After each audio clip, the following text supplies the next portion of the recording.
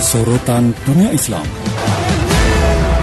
Rekan Dakta, saatnya kita masuk di segmen Sorotan Dunia Islam bersama Ustadz Bernard Abdul Jabar. Assalamualaikum Ustadz. Waalaikumsalam warahmatullahi wabarakatuh. Siap, Ustadz, kita membahas terkait dengan dugaan barang produk yang mengandung babi ada di Indonesia dan masuk ke Indonesia. Dan ini bagaimana untuk pengawasannya dan bagaimana ini bisa terjadi, Ustadz? Silakan.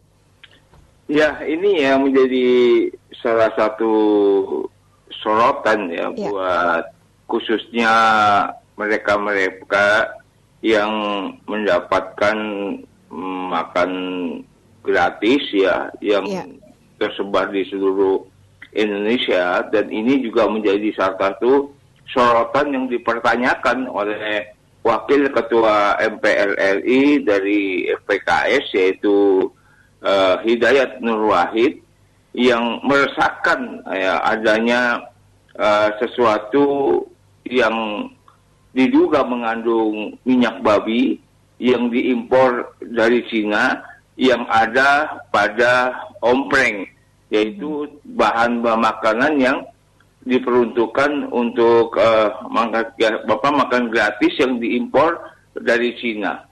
Dan ini juga menjadi salah satu polemik bahwa Hidayat Nur Wahid menekankan agar BPJPH atau Badan Penyelenggara Jaminan Produk Halal ini harus kemudian meliti dengan adanya berita tentang ada produk babi yang dimasukkan di makanan ombreng itu yang ini akan mengakibatkan sesuatu yang nantinya akan menjadi barang yang haram. Karena apa? Karena banyak yang kemudian konsumsi makan gratis ini kan ada pada anak-anak dari SD, SMP sampai SMU. Ini dikhawatirkan ini akan menjadikan pola pikir anak-anak tersebut, karena setiap hari dijejeli dengan barang-barang yang berinteraksi dengan minyak babi, ini akhirnya akan menimbulkan pemikiran-pemikiran yang akan merusak dan kedepannya ini akan berapa tahun kedepannya akan menjadi generasi-generasi yang sangat lemah. Oleh karena itu Hidayat Nur Wahid sendiri meminta agar BPOM dan juga Badan Penyelenggara Produk Halal itu harus segera turun tangan untuk mengatasi, bahkan meneliti sejauh mana bahwa adanya diduga minyak babi ini ada pada makanan ombrengan itu yang diimpor dari Cina. Dan ini kan sangat meresahkan masyarakat umum yang memang mayoritas mereka itu beragama Islam. Baik juga menjadi sebagai penerima manfaat langsung dari MBG ataupun tidak. Karena ini menjadi satu hal bahwa omprengan itu mengandung minyak babi, maka jelas menghadirkan faktor yang justru diharapkan oleh agama Islam. Dan ini akan dampaknya menjadi dampak yang sangat serius, sangat signifikan ke depannya. Bagaimana mungkin generasi-generasi yang kemudian menjadi harapan bangsa ternyata di 10 tahun ke depannya, 15 tahun ke depannya, dari mulai mereka dijali daripada produk-produk haram, sehingga akhirnya mereka akan memiliki pengaruh yang jelas. Ini menjadi salah satu hal yang benar-benar harus untuk diteliti sedemikian rupa, kemudian di lab, dicek dan sebagainya, apakah ini memang mengandung minyak babi atau tidak. Dan ini menjadi salah satu juga tugas BPOM untuk memastikan bahwa sedang melakukan pengujian terhadap adanya retinal babi yang diselipkan dalam makanan ombrengan yang diperuntukkan untuk makan gratis di Indonesia ini. Karena apa? Kalau kita melihat dalam konteks kehalalan, maka amanat Undang-Undang itu nomor 33 tahun 2014 itu menegaskan bahwa BPJPH berwenang untuk melakukan pengawasan produk yang berkonsumsi oleh warga negara Indonesia agar terhindar dari hal-hal yang meragukan atau terhindar dari hal-hal yang diharamkan. Nah, ini menjadi bagian ya dari tugas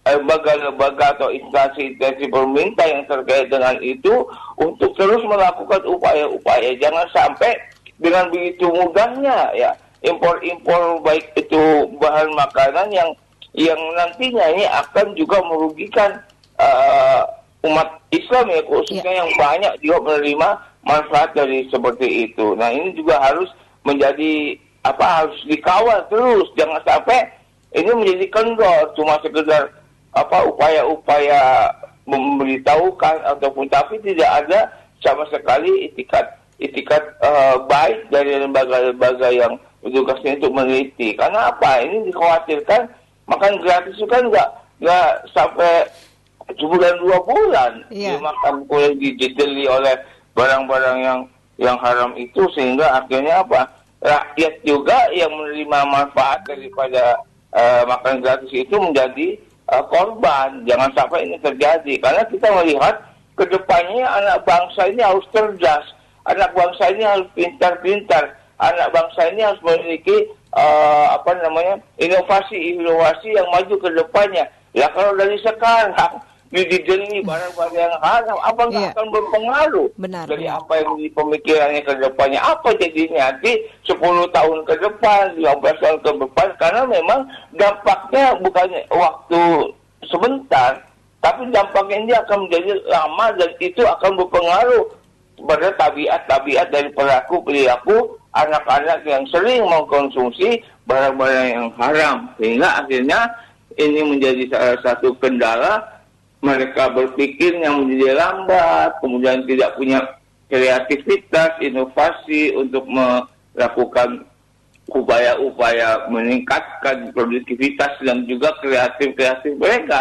Ini sangat-sangat kemudian kita sesalkan. Sehingga kita bermohon ya, mudah-mudahan dari badan-badan seperti BPOM ya, kemudian juga badan-badan yang lainnya yang penyelenggara daripada penjaminan barang halal itu harus benar-benar ditingkatkan dan benar-benar harus diteliti.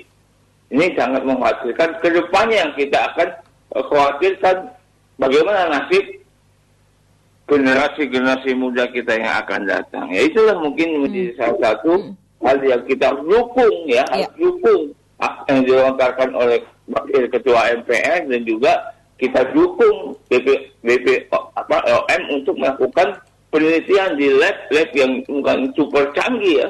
Kalau memang itu ada, ya sudah hentikan impor itu. Iya. Jangan dikonsumsi. Jangan sampai ada orang-orang mencari keuntungan dari itu.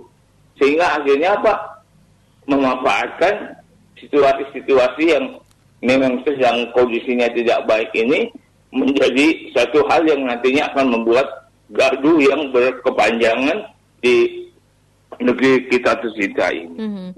Ya, baik. Tentu kan banyak regulasi dan tentu banyak lembaga-lembaga yang terlibat dalam hal ini. Bagaimana ini bisa mengurai, tentu nantinya bisa menjadi satu suara bahwa ini memang layak dan tidak terindikasi begitu setelah adanya penelitian-penelitian, bahkan katanya juga akan ada kunjungan ke Cina begitu, Ustaz. Ya, ini menjadi salah satu hal yang harus memang digerakkan ya, dilakukan, termasuk juga salah satunya kunjungan ke Cina ini merupakan bagian untuk melihat secara langsung apa-apa yang kemudian dikelola dari ombrengan ini, apakah kemudian memang tercampur ataupun memang mempergunakan gelatin minyak babi itu. Nah, ini juga harus benar-benar dipastikan. Ya, artinya dari pihak-pihak terkait ini menjadi salah satu hal yang harus dilakukan. Kenapa? Karena ini kalau dibiarkan terus-menerus nih ya, ini akan menjadi hilang kepercayaan publik dan juga bisa berpotensi ini menggagalkan daripada program Presiden Prabowo yang padahal itu bisa sangat bermanfaat ya untuk rakyatnya. Jadi ini menjadi satu kekhawatiran bukan kekhawatiran yang berlebihan ataupun yang lebay, tidak. Iya. Ini harus benar-benar diteliti. Ya kalau perlu memang ya tadi pergi ke di Cina untuk membuat pabrik dan sebagainya, dilihat diteliti ya, sehingga ini menjadi salah satu harapan kita agar kita ini tidak terkena imbas daripada hal-hal yang Masya Allah. Padahal kan kita juga lihat tahu bahwa undang-undang yang kemudian digelontorkan itu menjadi salah satu undang-undang sebenarnya untuk mencegah barang-barang yang memang tidak layak, tidak cocok, bahkan sampai pada taraf haram ya bagi kebagian besar umat Islam di Indonesia ini, harus benar-benar diperhatikan. Jangan sampai ini kemudian kita selalu kecolongan sehingga sudah banyak makanan-makanan yang kita konsumsi yang dijual bebas, yang konsumsinya itu banyakkan umat Islam, sehingga akhirnya banyak mengandung minyak babi yang akhirnya kita sendiri tidak mengetahui bahwa itu adalah merupakan sesuatu yang haram ya, sehingga ini sangat-sangat memang memberikan kekhawatiran ke depannya seperti apa yang saya lakukan. Dan saya setuju sekali kalau memang adanya upaya-upaya untuk menuntas habiskan ini agar benar-benar clear, sehingga kalau memang itu clear ada minyak babi, tidak usah ya kemudian mengimpor itu dari negara Cina. Nah ini yang menjadi salah satu sorotan yang harus kita lihat ke depannya itu seperti apa. Indonesia ini kan pengen menjadi generasi-generasi yang sehat, generasi yang kuat, generasi yang bisa untuk memberikan motivasi yang tinggi untuk ke depannya. Nah, tapi kalau apabila ini dibiarkan, tidak ada sesuatu upaya untuk mencegah, ya jadilah Indonesia ini pasti negara yang generasinya nggak akan bisa berbuat apa-apa, sehingga generasi Indonesia ini selalu ketinggalan dengan generasi-generasi negara-negara lain, bahkan dari generasi-generasi negara-negara yang miskin, tapi mereka punya generasi-generasi yang bisa untuk diandalkannya. Itu yang kita khawatirkan. Kenapa ini menjadi satu sorotan? Jangan sampai kegaduhan ini akan terus berlangsung dan berkembang tanpa ada solusi yang terbaik untuk menghadapinya. Iya, apalagi kan kita sebagai negara Muslim tentu apapun yang masuk ke Indonesia ataupun juga buatan dari Indonesia tentu harus menjadi halal begitu, Ustaz. Kenapa ini setelah rentang waktu yang cukup lama masyarakat juga sudah menggunakannya, bahkan sudah terkontaminasi nih, Ustaz?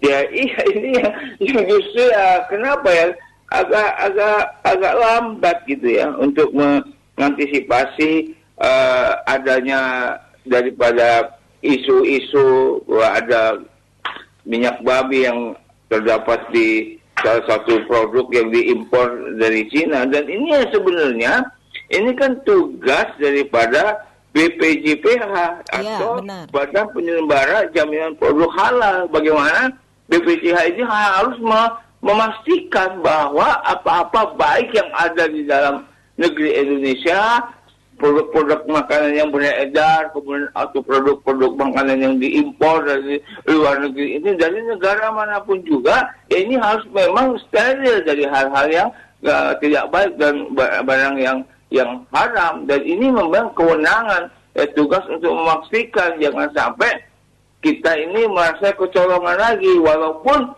sekarang kita melihat ya memang sudah ada bagian yang dikerjakan oleh BPJPH itu tentang sertifikasi halal bagi pedagang-pedagang kecil seperti UMKM dan sebagainya, untuk memastikan bahwa produk yang dipasarkan itu, produk yang dijual dia ini, atau produk yang nanti akan dimakan oleh para pembeli ini adalah memang produk yang juga sudah halal, sudah memiliki sertifikasinya. Kan ini kecil sekali, apalagi kita lihat tuh pedagang-pedagang UMKM yang memang di jalan-jalan yang gelar kadang-kadang dadakan dan apa, ini kan juga harus dilihat, dinilai apakah memang ini mengandung sesuatu yang sifatnya haram atau halal. Maka kemudian BPJPH itu mengeluarkan sertifikasi untuk bahwa ini produk yang dijual adalah produk yang halal. Nah ini kan BPJPH juga masih mencari mitra-mitra kerja yang mau untuk bertugas ke UMKM untuk melakukan verifikasi ini. Iya. Nah, ini sebenarnya ada lowongan gitu ya, lowongan bagi mereka-mereka, bagi organisasi-organisasi ataupun bagi mereka-mereka yang memang mau untuk menawarkan kepada pedagang UMKM ataupun tukang-tukang nasi ya ataupun warteg apa kan kita juga nggak tahu. Kalau ada sertifikasi, insya Allah kan ini sudah ada sertifikasi produknya halal, maka perlu untuk kita makan di situ. Kalau kita belum ada kan kita nggak tahu tuh apakah nanti itu masak bercampur dengan daging babi atau gimana, dan minyak ini dan sebagainya. Itu yang harus kita ketahui secara pasti gitu. Sehingga ini menjadi satu hal yang didorong untuk siapapun yang bergerak di usaha UMKM itu harus didukung dengan adanya sertifikasi produk-produk yang dijualnya itu produk yang halal ya, khususnya itu makanan-makanan yang dikonsumsi yang paling senang ya oleh mereka-mereka, para anak-anak ya, para anak-anak usia-usia muda, balita dan sebagainya, itu kan paling suka gitu kan, jajan-jajanannya kayak gitu. Nah, kita bisa melihat apakah ini kemudian menjadi produk yang halal, ya maka gratis kok untuk mendaftarkan itu gratis, nggak dipungut biaya gitu kan. Ada upaya itu untuk supaya pedagang-pedagang UMKM, walaupun tukang somai, tukang apa ya diitukan aja ininya agar produk yang dihasilkannya itu menjadi produk yang halal dan layak untuk dikonsumsi. Karena kita khawatir kalau itu tidak halal, haram, tergantung apa ya, minyak babi dan sebagainya, itu kan akan merugikan kita sendiri gitu kan. Terutama generasi-generasi kita umat Islam yang memang notabene mayoritas di Indonesia ini. Nah, ini harus kita dukung gitu. Dan siapapun yang ingin untuk sertifikat halal itu dari Badan BPJPH itu gratis kok, itu benar. Ada yang datang, ada yang apa. Jadi juga ada lowongan ya bagi mereka-mereka yang mungkin yang belum bekerja saat ini bisa untuk mendaftar melalui organisasi atau ormasnya, dan mereka yang bergerak mendata di bawah-bawah itu terlalu banyak gitu kan. Sehingga BPJPH kalau dikerjakan sendiri nggak akan mampu. Maka dia merekrut mereka-mereka untuk bermitra, bagaimana menawarkan, mau nggak dikasih label halal. Nggak ada sama sekali biaya apapun juga ya. Cuma itu insya Allah itu dikasih, ini ada dananya memang digulirkan untuk itu gitu. Ya, Ustadz, itu nggak hanya wadahnya aja. Lalu kalau melihat keseriusan dan juga kehalalan dari makanan yang diberikan kepada anak-anak kita nih bagaimana, Ustadz? Ya, iya itu harus dipastikan benar. Artinya kan mereka yang menjadi vendor-vendor yang mengelola ya makanan-makanan gratis ya buat mereka dari SD sampai SMU itu ya harus benar-benar diteliti, syarat-syaratnya harus diperketat. Yeah. Ini kadang-kadang karena pertemanan, ya kan? Karena pertemanan, kalau gue kenal sama lo, udah kerjain aja nih, ada 10.000 paket dan apa, kerjain aja setiap hari untuk itu. Ya, itu bagaimana gitu. Tapi nggak pernah meneliti bagaimana. Ya, ada pun kadang-kadang surveinya pun ya cuma sekedar survei aja. Karena gue teman dikasih agar padahal dia nggak punya dapur umumnya untuk melakukan itu. Ya, produk-produk halalnya nggak ada sertifikat halalnya. Kemudian apakah dia itu memang ada ahli gizinya atau enggak, itu kan kita nggak tahu. Ya kan? Ya, sehingga akhirnya ya banyak kejadian-kejadian sampai ya bukan hanya sekedar gelatin minyak babi, tapi juga kan banyak ya mereka yang keracunan, dan ini menjadi satu hal yang merata, bukan satu tempat di daerah. Iya. Yang merata keracunan makanan MPG. Ya Allah, berapa banyak itu, bahkan sampai meninggal dunia gara-gara makan, karena ini titiknya makanan yang dilontorkannya itu asal dia dapat proyek, melaksanakan itu untung banyak, wah masalah kualitasnya nggak diperlukan, sehingga higienisasinya itu nggak mereka lihat seperti apa, dan ini yang menyebabkan sehingga banyak mereka yang kemudian menikmati makanan dari makanan gratis itu banyak yang keracunan, bukan 10-20 orang ratusan mereka. Iya, benar. Itu pun di mana-mana ya, bukan di satu daerah. Nah, ini pemerintah juga harus lebih-lebih memberikan satu atensi yang mendalam terhadap mereka para vendor-vendor yang diberikan wewenang untuk mengurus itu semua. Dan ini juga harus termasuk juga vendor-vendor yang harus bersikap jujur, ya kan? Ya, benar. Bersikap memberikan sesuatu yang memang apa adanya. Kalau memang dia tidak mampu, dia punya dapur, ya jangan kemudian mengambil proyek itu. Akhirnya dia mencari untung, akhirnya proyek itu dibagikan lagi ke vendor yang lainnya. Ya. Sementara dia nggak kerja apa-apa, cuma dapat untung saja. Dan ini yang kemudian menjadi satu hal yang memang surveinya harus dipertegas lagi kepada vendor-vendor yang akan menangani masalah makan-makan sehingga tidak terjadi keracunan lagi seperti di mana-mana yang terjadi. Atau juga yang kita lihat dari badan-badan yang berwenang untuk menanyakan bahwa apa produk yang dibuatnya ini apakah memang mengandung barang yang buruk atau hasil yang haram atau tidak, itu harus benar-benar dipertegas kembali. Baik. Terima kasih Ustadz Bernard sudah berbincang bersama Dakta. Assalamualaikum warahmatullahi wabarakatuh. Waalaikumsalam warahmatullahi wabarakatuh. Sorotan Dunia Islam.